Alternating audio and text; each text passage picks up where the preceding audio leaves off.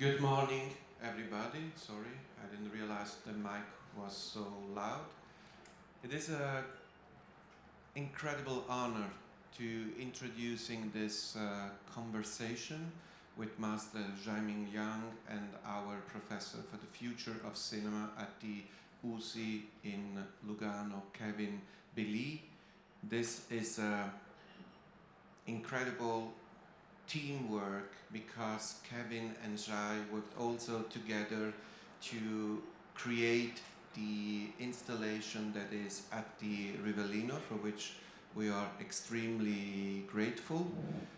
Tsai Ming-liang is our Pardo alla Carriera this year, and we are extremely happy to welcome Maestro Tsai Ming-liang.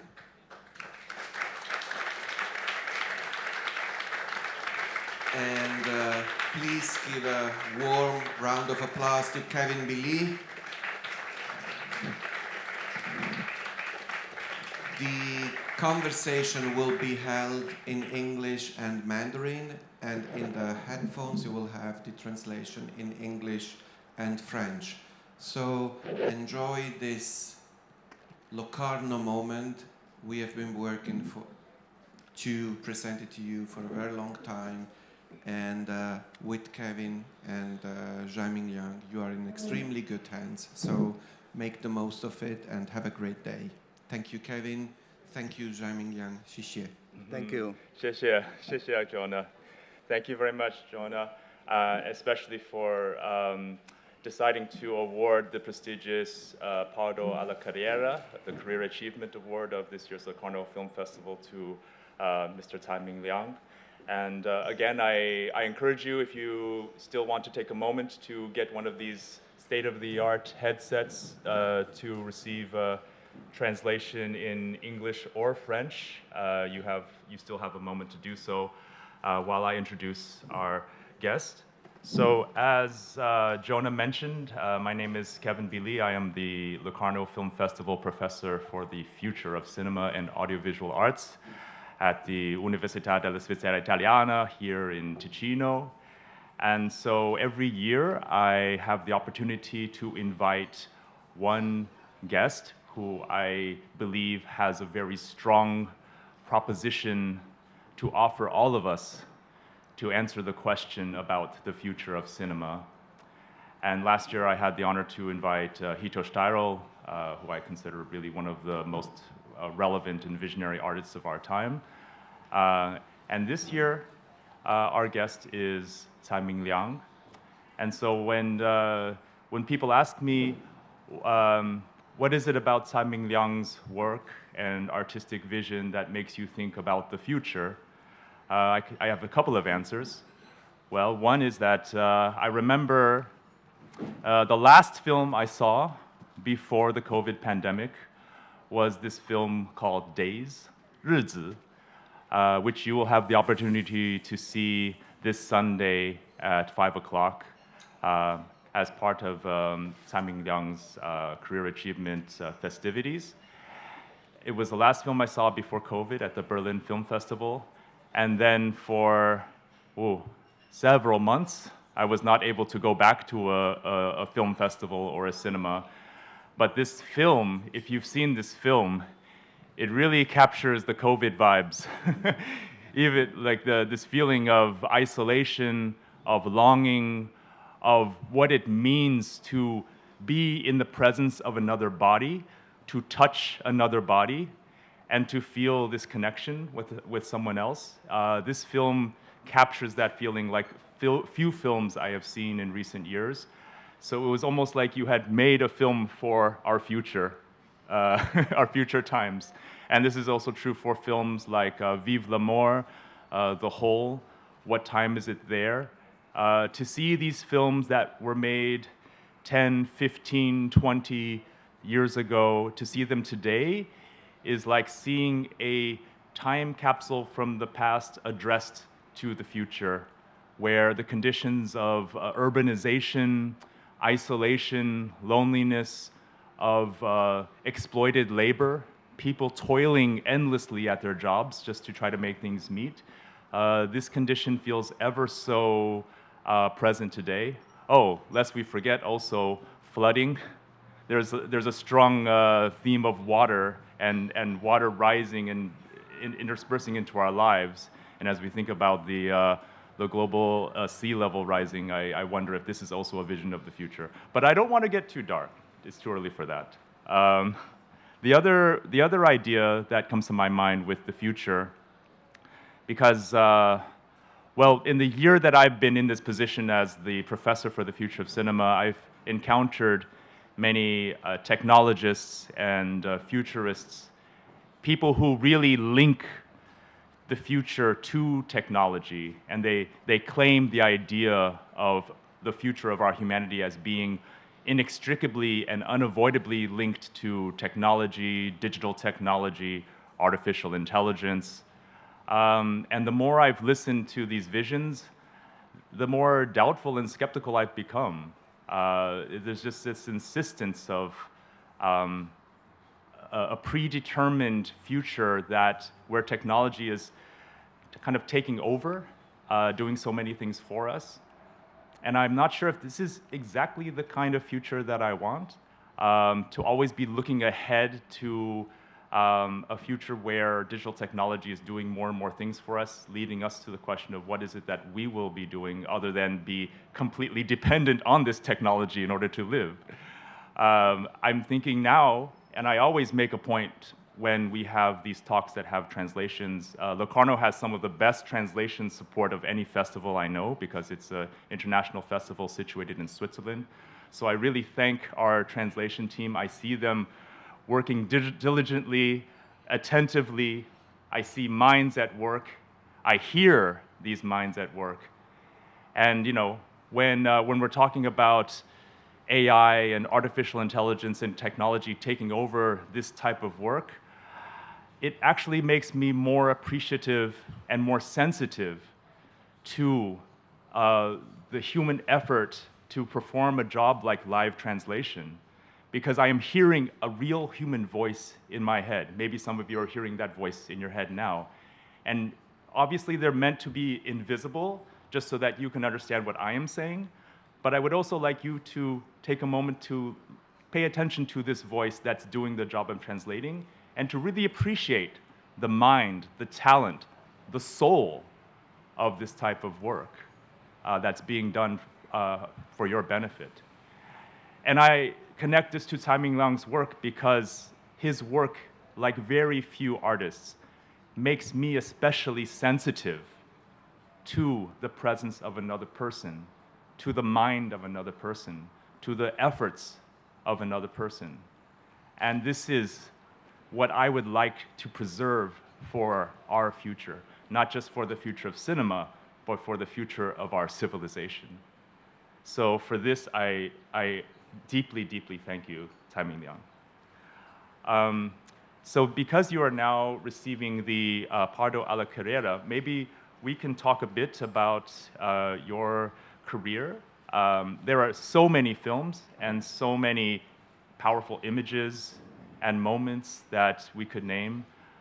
You've been in my visual memory for 25 years since I first watched one of your films. But I'm curious to ask you, Director Tsai, when you think about the award that you will receive on Sunday and reflecting on your career, what images or memories or moments come to your mind?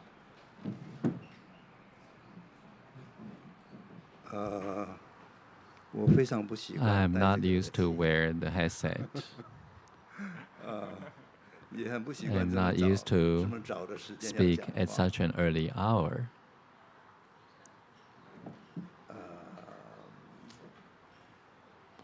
First of all, I'd like to thank Locarno Film Festival for inviting me here. I remember in 2005, I was a jury member here. And because of this experience, I told myself I would never become a jury member in my life. It's very difficult to, especially my English is not very good. So it's very difficult for me to, with this language barrier, to discuss or to even watch these films. And it's not fair for these directors and films. So I swore I would never become a jury member. And ever since, I've never been a jury member. I received invitations, but I all declined. And after so many years, I came back to Locarno. And I came back with a different state of mind. I'm not only a film director. Maybe more people find me more like an artist. And this time, at Locarno, I will show my newest creations and trends in recent years. Together with Kevin, we curated an exhibition here of images. It's quite a small exhibition, but in a very magical space. And I'm very glad to come back as such, or like this. It's a little bit like, okay, in 2003 I made Goodbye Dragon Inn. And in 2019, Venice invited Goodbye Dragon Inn back to Venice. Of course, the restored version of Goodbye Dragon Inn. And in 2019, it was not screened only as a movie. It was an exhibition. I like this kind of transformation. So this work or this film can be read in very different ways. A work or a film is like a book which can be used for a long time and in accordance with the changes of the times. I like it. I like it. And this time I'm receiving Pardo alla Cavaliere at Locarno.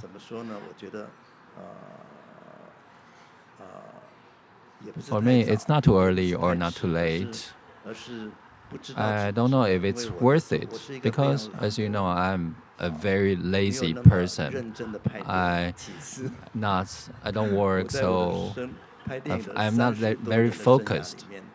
In the past 20 or 30 years, I did not only focus on filmmaking. Sometimes I also sold coffee or I baked cake to sell. I do theater. I also play other stuff. So I am not only focused on filmmaking because filmmaking is very difficult, especially even more difficult to make a good film. My first movie is Rebels of Neon God.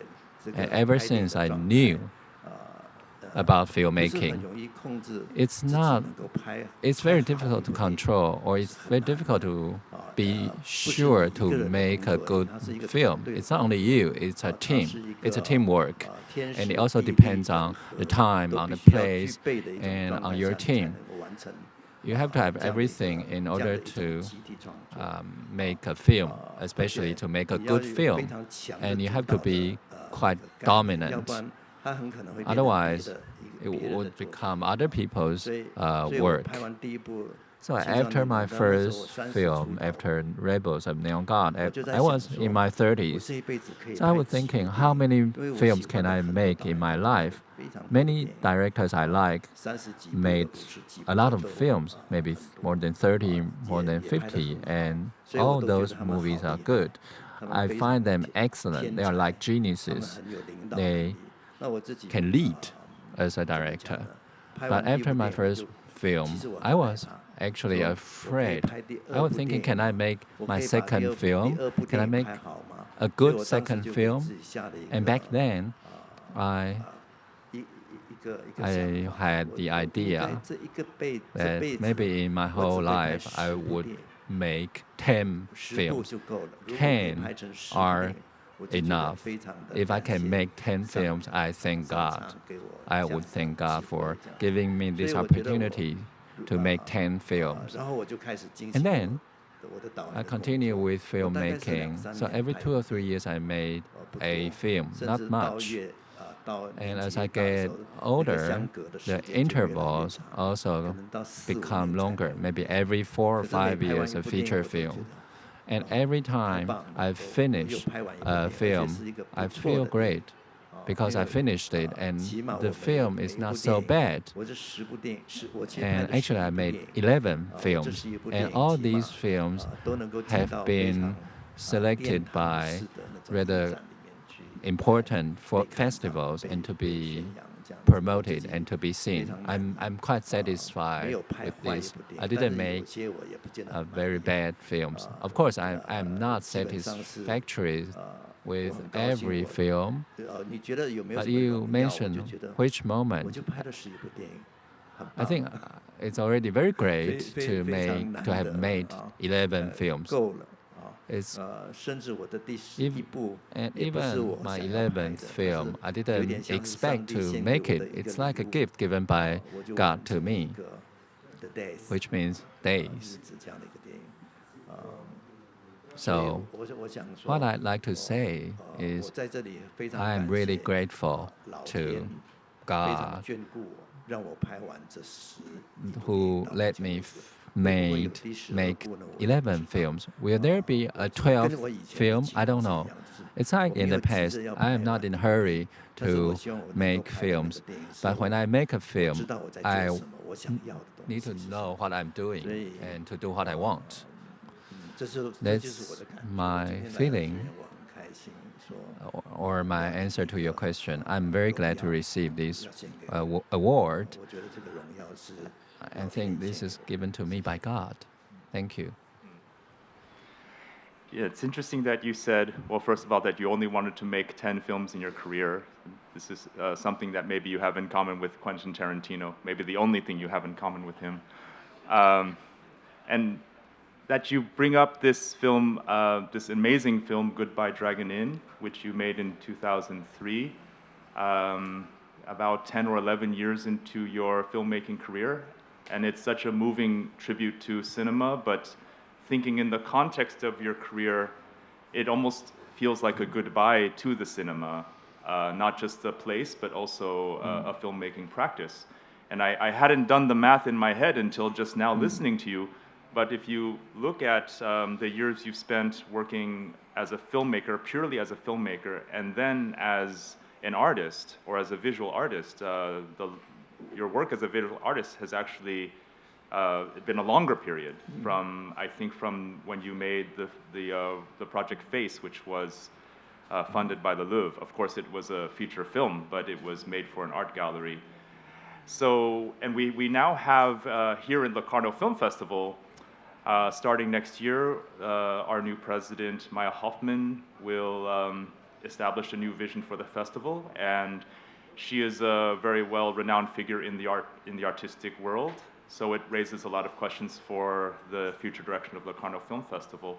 So I would maybe ask you if you had something to say to Maya Hoffman about the relationship and the future between cinema and visual art. What insights or advice would you have for her? I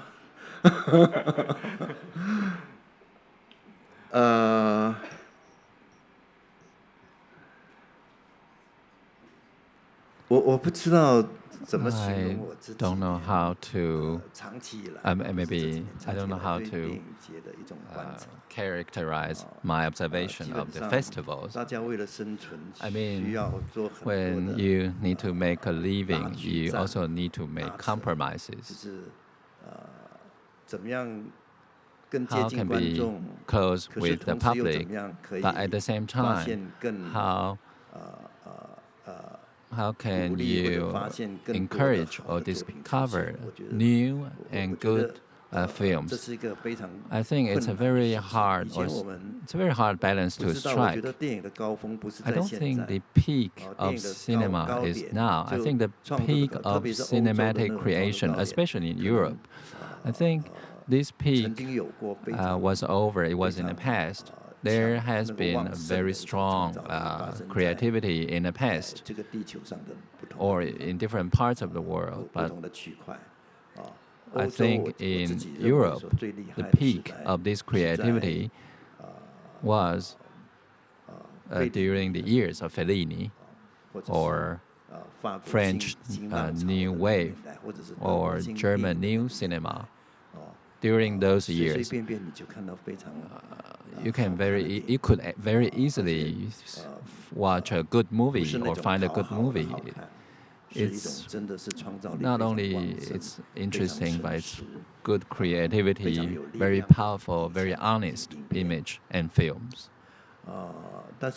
And more and more we feel that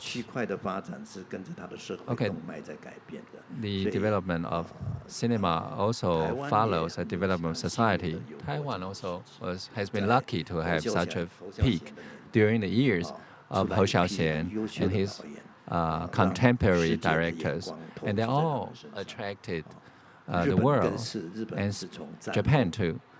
I think the peak of Japanese cinema making was just after Second World War. For example, Kurosawa, Ozu,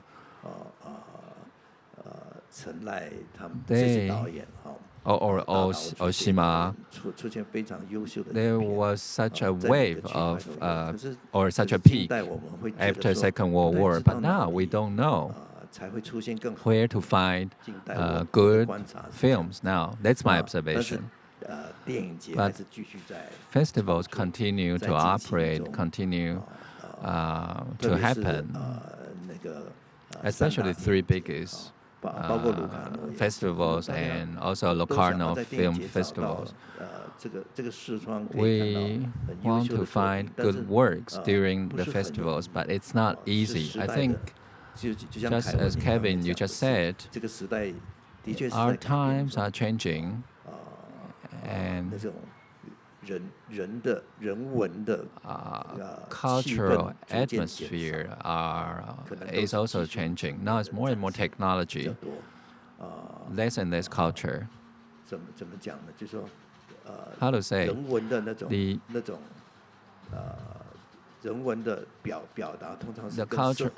cultural expressions follow the society. Our society is changing. It's more and more commercial and more homogeneous. So, myself, in the past few years, I'm also tired of cinema. I don't watch as many movies as before. I don't know how you feel, but that's me. I think most of the movies I watch now, they are more or less similar. For example, in the plane, on the plane, I'm watching other people's, what they are watching, what movies they are watching. No, I don't watch movies on the plane. I watch what other people are watching on the plane. And for me, it's quite repetitive, to be honest. So,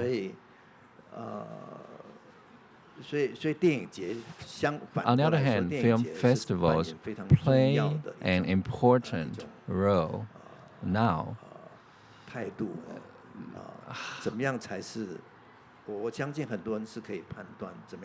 think most of us know what good films are, what powerful or impactful films are. We know how to judge.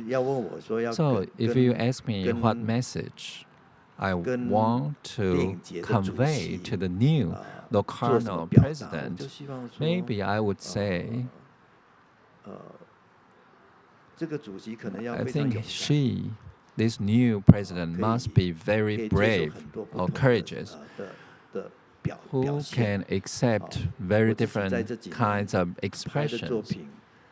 My works or my images in the last few years, sometimes I jokingly send my films to Venice.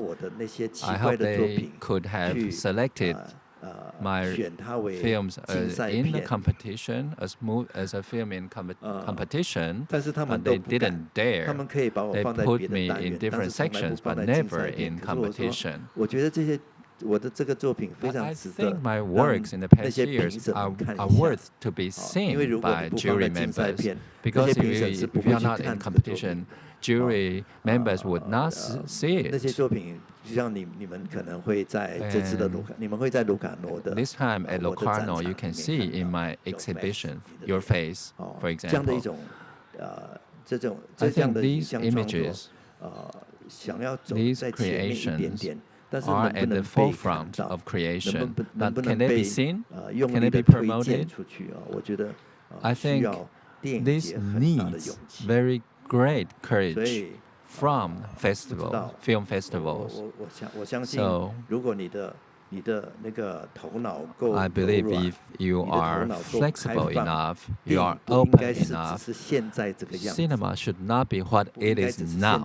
Cinema should not be what it is now. So the films we are watching now in movie theaters are more or less similar. Even art house films now, they are more or less similar.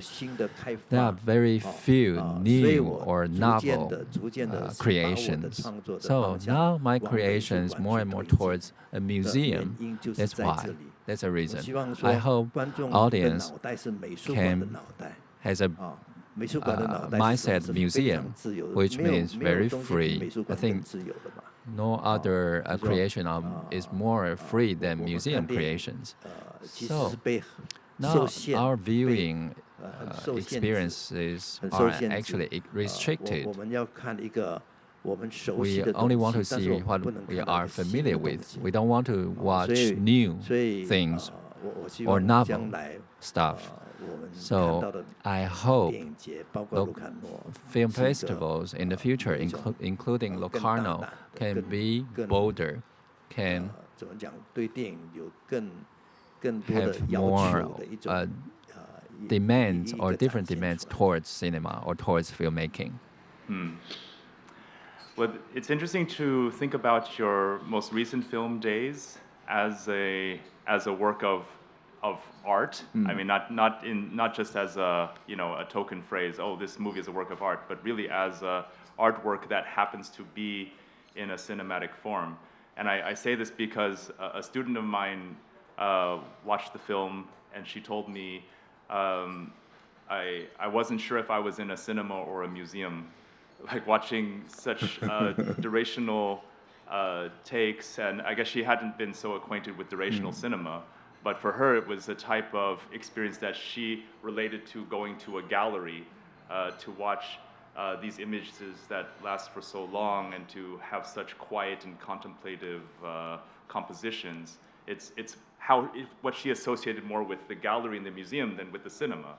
But this really depends on each person's frame of reference, their own experiences. But it just goes to show how fluid these things are.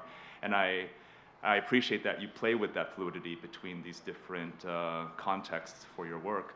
Can you talk a bit about why you selected Days as your choice for which film to present to us as part of your award? What can you tell us about it?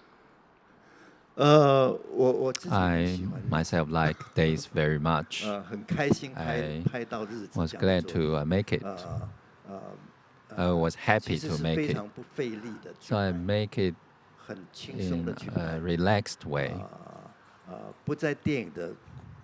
effortlessly, not under the traditional or industrial conventions. The genesis of this film is related to my life, and also related to the life of my actor, Li Kangsheng. I didn't make it on purpose. So I didn't write any script. I didn't have any planning. I didn't make any market research. I made this film Okay, very beginning is the neck problem of Li Kangsheng. And this neck problem already appeared 30 years ago, and it was on and off. So after 30 years, the neck problem came back again, and it seemed much more serious than 30 years ago. And it doesn't seem to be able to be cured. So our lives changed. I live quite close to his place, but our lives changed due to his neck problem. We moved to a hill nearer on the outskirts of Taipei because it's easier for him to take care of himself. It's on a hill. So I encouraged him, if this neck problem cannot be cured, you will always be my actor. I will always shoot you in my movies. And then I felt that my films has always been seeking authenticity of life. And nothing is more authentic than Li Kangsheng's neck problem. He doesn't even have to perform. It's his real life condition. So I asked him, can I take some image of your neck problem, how you live with it every day? Maybe I can put it in a museum exhibition. And he agreed to it. So I started taking images of him, for example, on the street, going to doctor, eating, or just staring into the void. It's about 2 or 3 years I've been taking these images. But I didn't know back then I would turn it into a film. So it's very randomly taken. And I also have a young photographer, cinema photographer.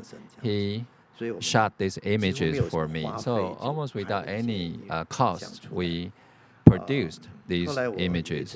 And then once I traveled to Thailand, I met my other actor. He is a Laotian migrant worker in Bangkok, in Thailand. Young guy. And after I met him, we often did video chats through WeChat.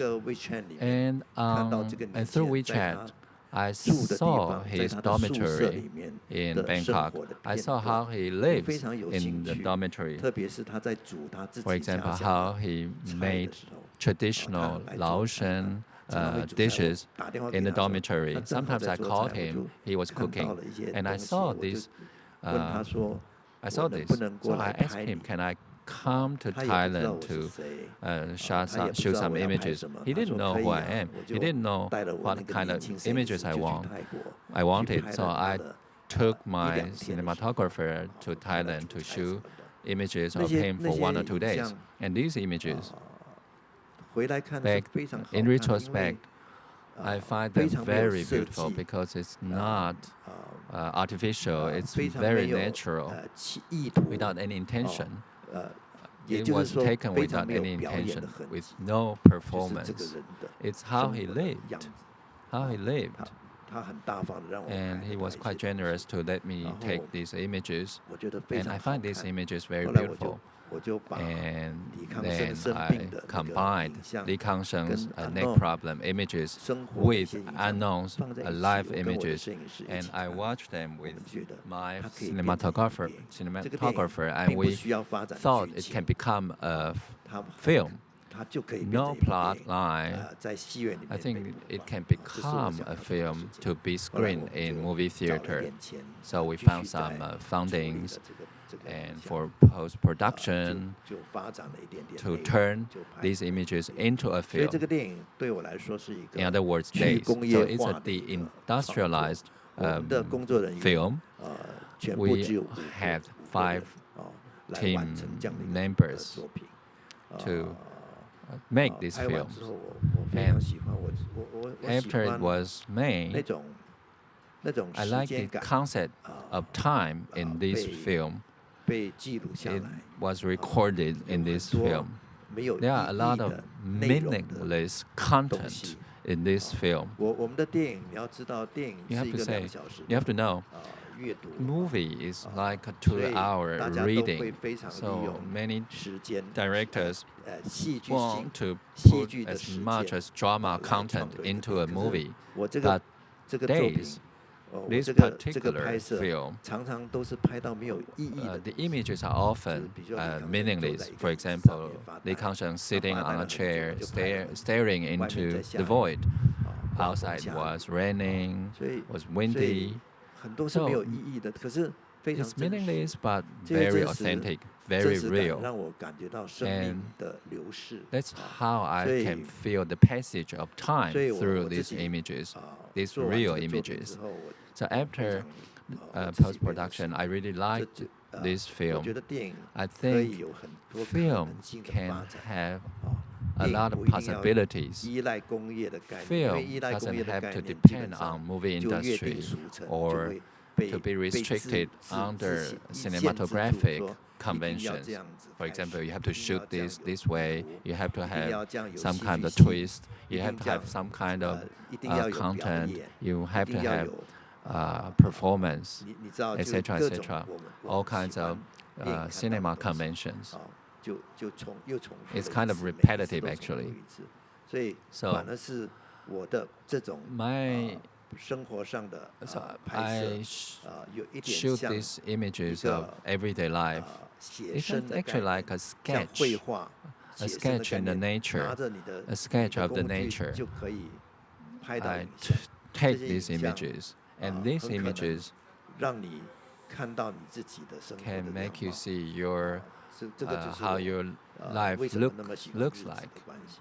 That's why I like Days. That's why I chose it to come to Locarno. Yeah. I can personally attest to the power of this film, making me aware of my own relationship to time. Because as the professor of the future of cinema, time is part of my job description, to always be thinking about what's coming. And this way of thinking ahead of what's coming next has only produced something like a permanent state of anxiety and doubt for myself. So your films are very much, I see them as a kind of cure or a remedy from this condition of destabilization that futurism imposes.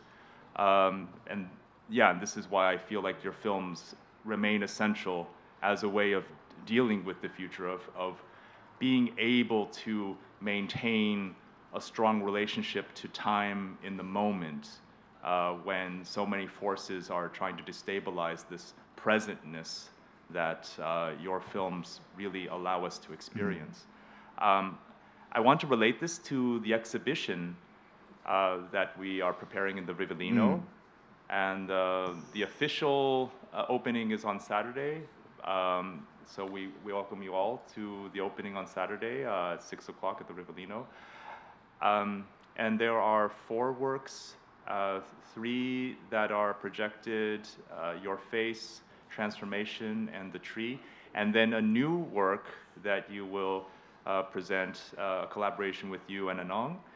I'd love for you to say a bit about each work, and also give us a sense of how does time work for you in an exhibition space different than in a cinema? Because in a cinema, we're watching one image at one time, everyone's facing the same way. In the gallery, you have an open space where people can move around and people watch something for maybe 5 seconds or 5 minutes. How do you conceive of the environment of time in an exhibition space separate from a cinema? I hope my works can go between the 2 spaces. The first space is movie theater I'm used to, so audience focus on one thing. They are looking at one thing. They shouldn't be distracted until they don't want to continue the viewing. They will finish this film they are watching, and he or she can understand or not about the film. And the other space is museum. I think the space of museum is very open space. So artists, of course, want their works to be felt, to be seen. But everyone has different ways of viewing or looking in the museum. Someone may stay for 5 seconds in front of painting. Another one may stay for 10 minutes. It depends on the person. And images are different. Images are fluid. So maybe it can attract audience for a longer time. Maybe the audience will want to see more. So you need to do a lot of preparation. For example, how to create a good space, a good atmosphere. And this time at Locarno, the space for my exhibition is very special. It's very powerful. It's a fortress, or the ruins of a fortress. I heard it was designed by Da Vinci. It's a ruined, it's an abandoned place, a space. So it can be attractive as a space to the audience. Once you enter this space, you can already feel the power of the space or the force of the space. At least you can look at the space. And the images and the works I show are my recent creations. For example, Your Face. This film was shot for a museum. It was actually a project of cooperation with the museum. The reason why I made this film is actually before making it, I did a VR film. It was my first VR experience. I wasn't very used to it because VR films are different from traditional films. For a traditional film, you can have composition, but for VR films, you cannot do composition. VR is a virtual reality with 360 degrees of space. So you are in such a space. But for a traditional film, you can only look at one direction, and you can have a composition. And I love composition. I'm used to it because I'm a film director. But I was doing VR film, I couldn't do composition. And I also felt in a movie, what's important for me is close-up.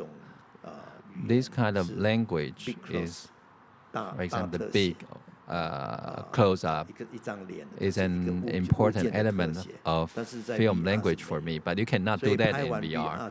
So after this VR film, I told my cinematographer, I said to him, maybe you can make a film only with close-ups.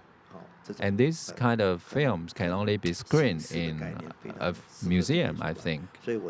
So in Taipei, I spent more than 2 months to cast the faces. I don't know. How about you? Every time, okay, a face on the screen is actually carefully selected. You cannot just pick anyone or any face. A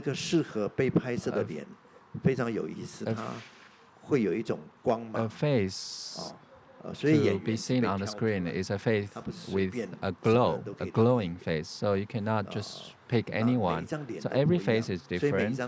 Every face is a composition. Every face is even a landscape. So while we were making this film, we've chosen more than 10 people with a certain age. And Li Kangsheng was already in his 50s then.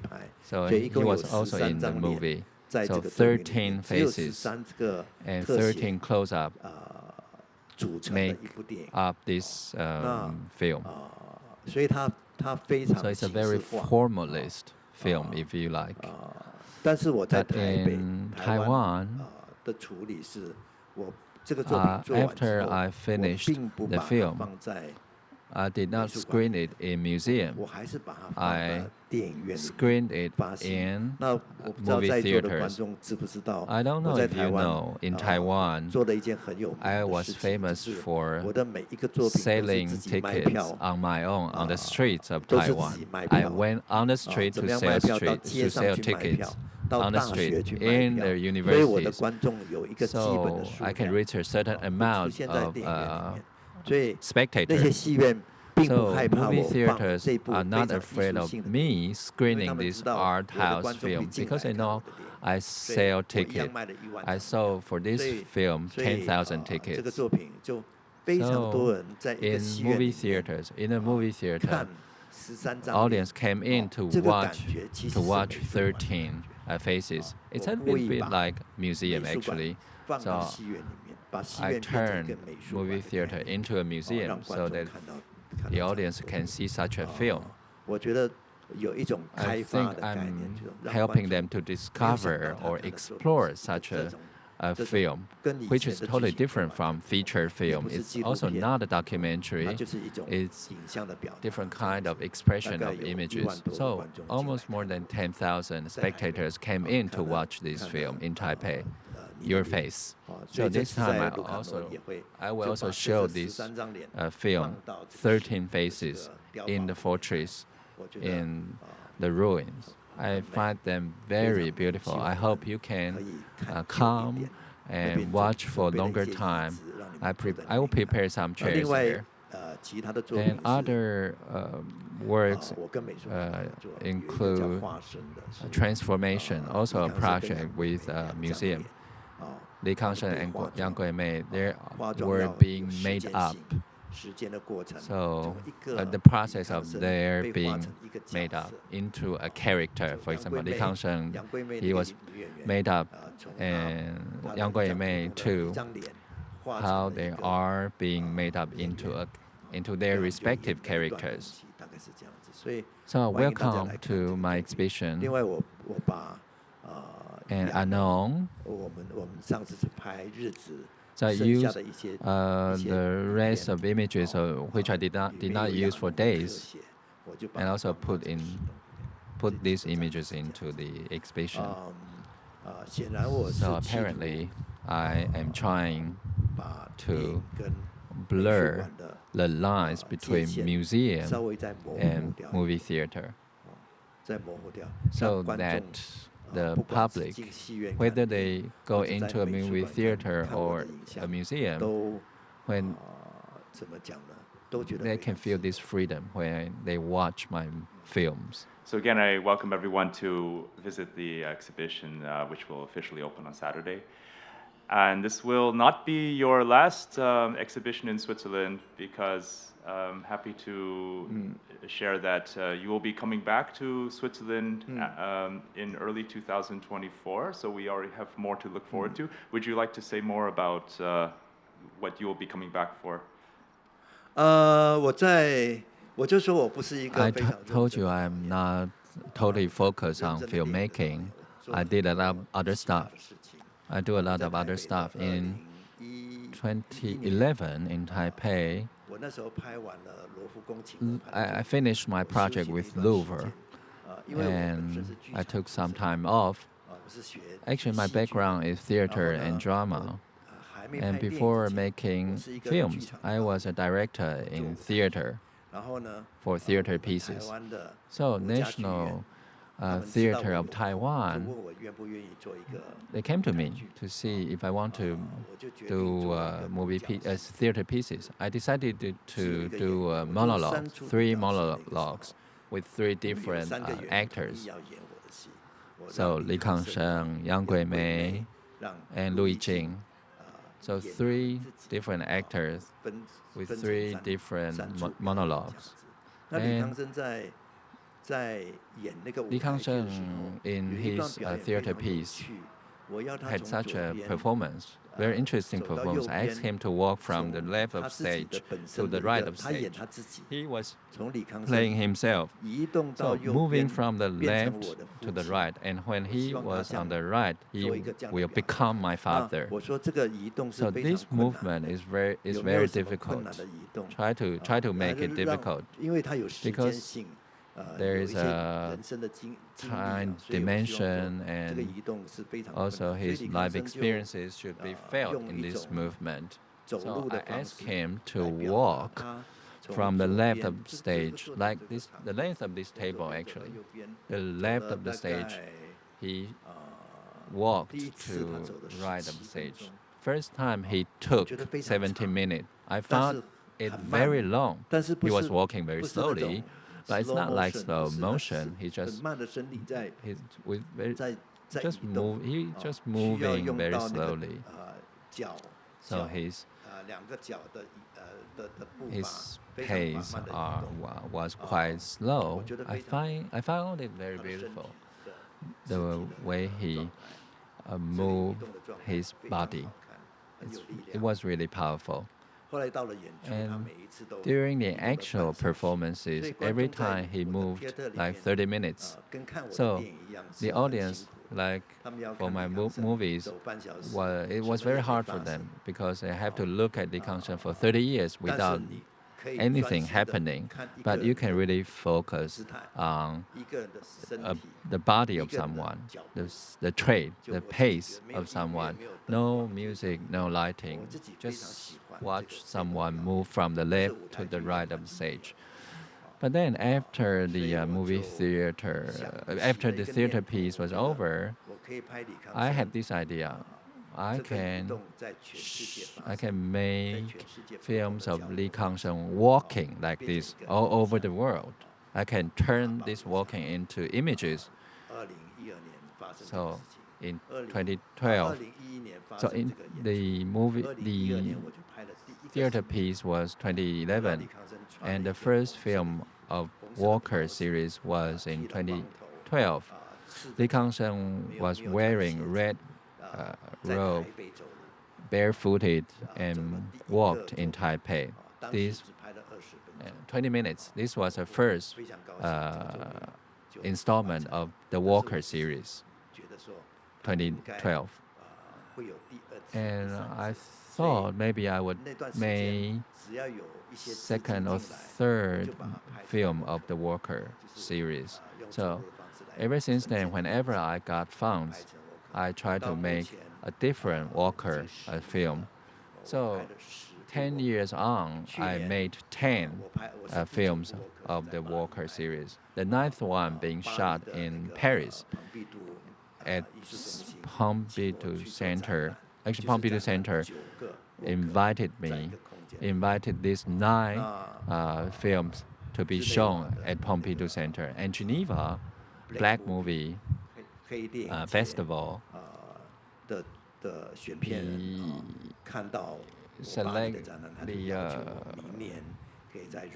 so they asked me to go to Geneva with this series. Now we already have 10 films of the Walker series. We just finished the 10th one at Washington, D.C.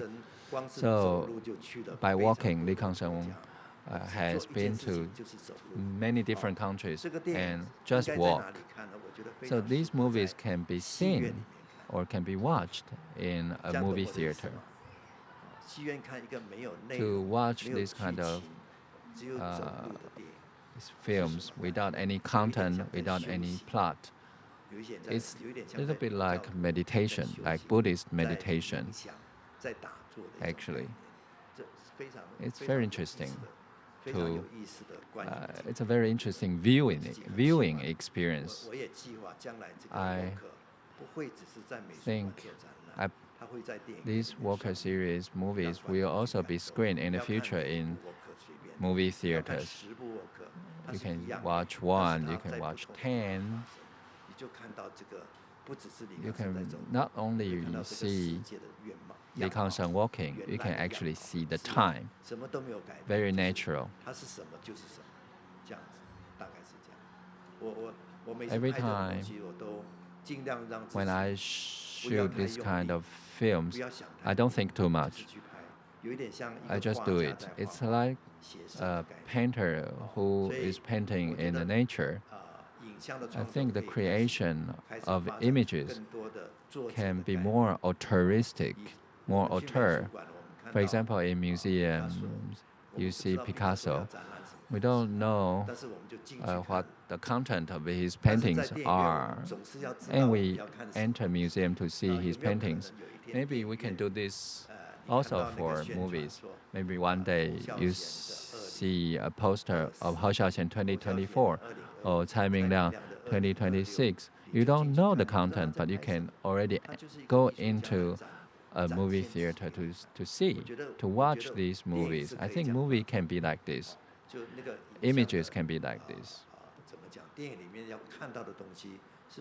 There are a lot of possibilities in a film. Maybe a movie of 3 minutes, you pay ticket for it, or 5 hours.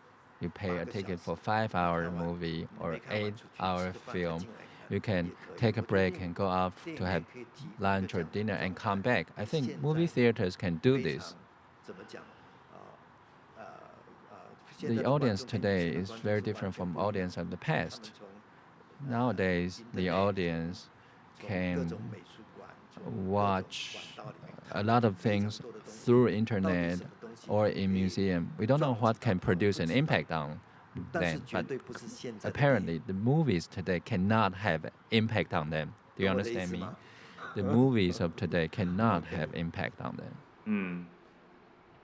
Yeah, the way I understand it is that we live in a society of increasing desire for gratification and predictability. That we just want almost like a guarantee that we will enjoy what we watch. We don't want to waste our money, we don't want to waste our time, because both seem so precious. And this is why such things as predictive algorithms, Netflix recommendations, YouTube recommendations have such a powerful role. But and this is why I appreciate what you just said, that we have to welcome this degree of unpredictability and openness in our own minds and in our own culture. So I really appreciate your films for showing an example of how we can experience this, and that the film festival can be a place to bring this kind of openness and unpredictability back into our lives. So on that note, I open it up to an unpredictable period of questions and answers from our audience. The more unpredictable, the better. Yes. I don't know if there's a mic, but yes, it's coming. Thank you.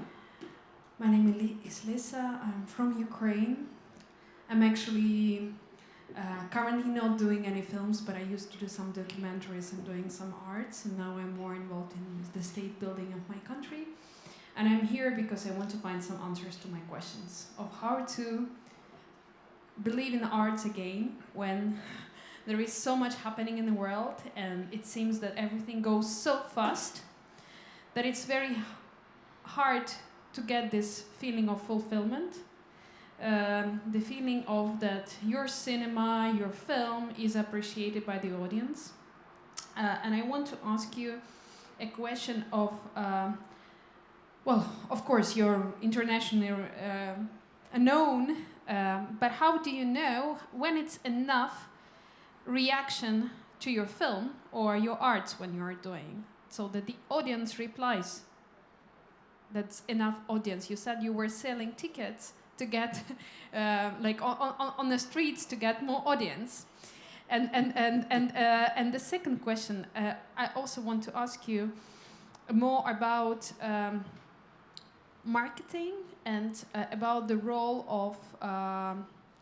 of people around you who actually are going to put your art or film into the action that more people will see it. Again, the question is when it is that you feel that you did enough so that there is audience there.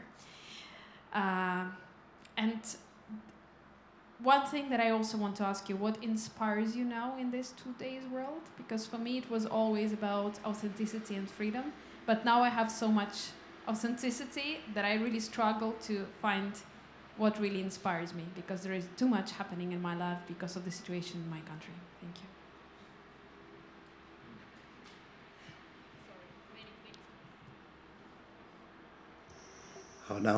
It's very difficult to answer your questions. Very difficult. First of all, I wish Ukraine will come out as soon as possible from the authenticity you just mentioned. We cannot control everything in this world. We can control ourselves, I think. What's enough, you asked? Okay, the concept of the Walker series. When I was making Walker series films, we have very limited fundings. So we have to maybe plan, we only have 4 days of shooting, for example. So every day when I shot a Walker films, I was quite anxious because I didn't know if I could finish within 4 days, if I can achieve what I want within 4 days. But every time, into the 4th days, I would finish. Even if I didn't finish, I would treat it like I had finished. It's like a painter, very freely painting. When he stops, only he himself knows. And when he stops, the painting is like this. That's what he can do at that very moment. We don't need to think too much.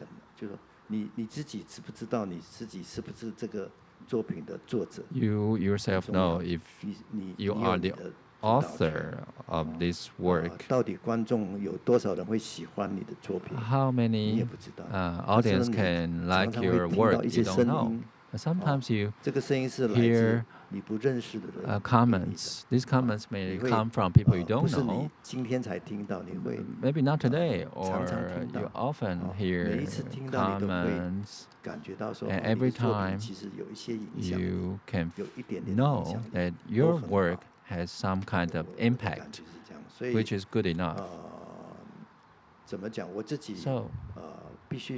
I have to say, I am a very free person. I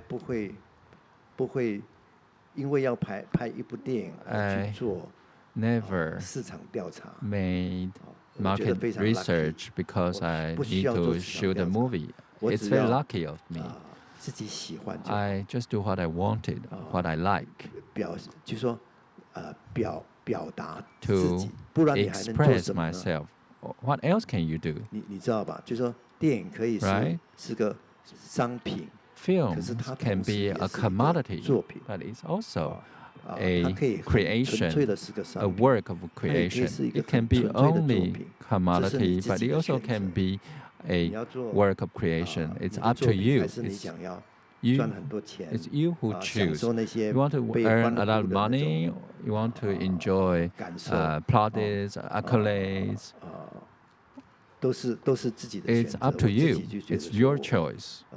And me, I myself, I can quietly be myself and achieve a work. And if it can have some impact to make this world slightly better, I don't know if there's anything which can make things better. If there is, it's usually artwork. In front of an artwork, your heart becomes softer. You will become more tolerant. That's how I look at the arts. So every time when I go to a museum, I see many kids, especially in the West, much less in the East or in Asia, but now it's better too. When I see kids in front of Picasso painting, they are listening to audio guide. I tell myself maybe this world will become slightly better because ever since they are a kid, they are educated with this. Maybe they'll become more tolerant. They will love other people more. I think that's the power of the arts. That's what I feel. Thank you. I think we have time for one or maybe two more questions from the audience. Yes. Thank you.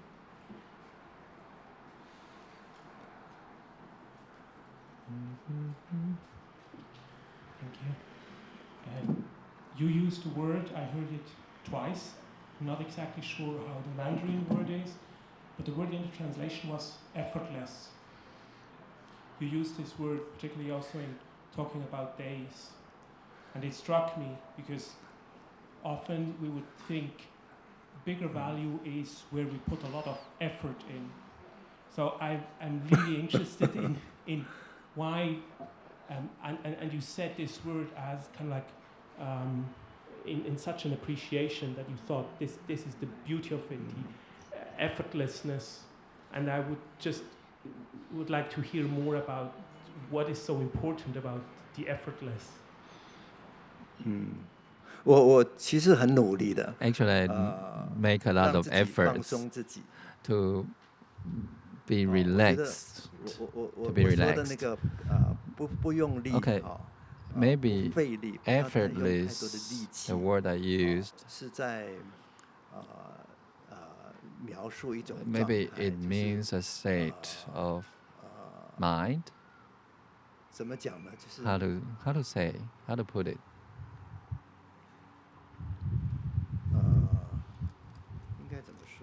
How to put it? It's not that I don't make any effort. I don't make too much effort. Now, looking back at my previous films, of course I like it, but sometimes I feel I make too much effort. And I can see the traces of overdoing.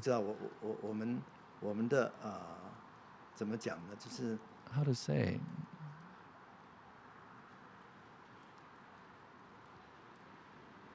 I hope it can be more natural. So my films, from the very beginning till now, it's a process of subtraction. At the beginning, I was very formalist, but I pay less and less attention to formalism. At the beginning, I pay attention to drama, but more and more, I pay less and less attention to dramatic effect and performance too. The best performance maybe is the performance which doesn't look like performance. You look at the person. You don't necessarily look at the performance as such. So it all depends on the director. If he or she can make it simpler, I think it's simple. Simple. Maybe you have many techniques, but can you cut down on the techniques? That's what I mean. That's what I meant. So when I was making Days or Stray Dogs, I am more and more. I am simpler and simpler. I can accept meaningless more and more. Of course, every director wants his frame to be meaningful, to say something, and maybe too much effort, maybe overdo it sometimes. Of course, the audience know what you are doing, but they might feel it's not natural, it's not real enough. So my way of doing is maybe I can make it less, make it simpler, make it a simple expression without overdoing it. Well, thank you very much. Oh. And I make a lot of efforts to make a simple work. And maybe I did not achieve it, but as I'm getting older, I accept what I am able to do at that age, maybe at the age of 30, I could never make films which I made at the age of 50, and vice versa. So you have to accept. Now, for example, I realize I don't really know how to make films. I don't know what I'm doing going forward. I'm waiting for when I become 70, when Li Kangshen becomes 60, then he can play me at the age of 60. I think when you reach the age of 60, you will have the same feeling that everyone is the same. But before that, you wouldn't know. After you have gone through this experience, you know your body changed, you know your life changed. If you don't reach this age, you wouldn't know. So you wouldn't make such a film or a creation. For example, you're losing force as you are getting old. So I just followed the nature or follow the tide. I'm observing my own body too. I know I will lose more and more force. But what can I do? I can still do something. Okay. Thank you. Well, this is a vision of the future of cinema that you're offering us, the movie that we can look forward to watching, and maybe also the movie of our own lives, the movie that we haven't seen yet as we get older. It's a movie that we've yet to experience.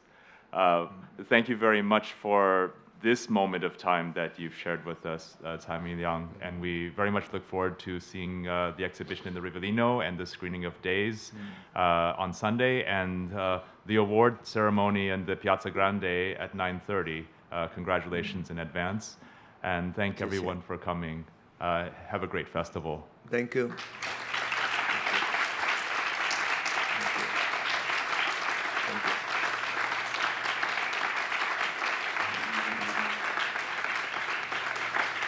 Thank you.